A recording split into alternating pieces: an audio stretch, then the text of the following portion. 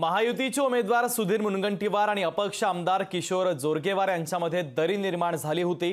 काल मुनगंटीवार यांनी जोरगेवारांची भेट घेतली आणि सभेला उपस्थित राहण्याची विनंती देखील केली आणि त्यामुळे आज होणाऱ्या नरेंद्र मोदी यांच्या सभेला जोरगेवार यांची उपस्थिती असणार आहे आणि या संदर्भात अपक्ष आमदार किशोर जोरगेवार यांच्यासोबत संवाद साधला आमचे प्रतिनिधी अनिल ठाकरे यांनी। आपण पाहूया। जे चंद्रपूरचे अपक्ष आमदार आहे किशोर जोरगेवार जे आहे पण त्याच्यावर थेट जाणूया। त्यांच्याकडे काल भाजपचे जे उमेदवार सुधीर मुनगंटीवार स्वतः येऊन गेले आणि एक निमंत्रण दिले।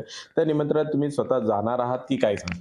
निश्चितपणे महायुतीचा एक घटक म्हणून माननीय मुख्यमंत्री एकनाथजी शिंदे साहेब यांचा एक शिलेदार म्हणून मी त्या मीटिंगला माननीय मोदी साहेबांच्या सभेला मी उपस्थित राहणार आहे। अच्छा, तुमची काही दिवसापूर्वी नाराजी होती की आमच्याशी काही चर्चा झालेली नाही, त्यामुळे मी नाराज होते।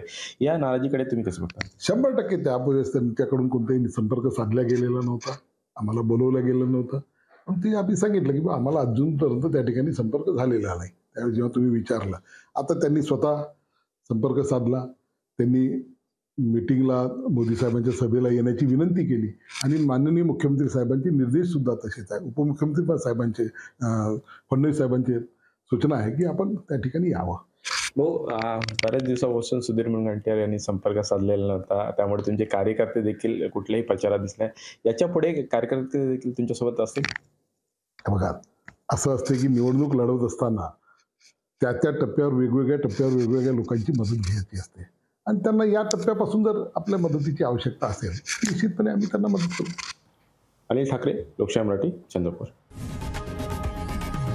लोकशाही मराठी, ऐका, पहा, जागरूक रहा।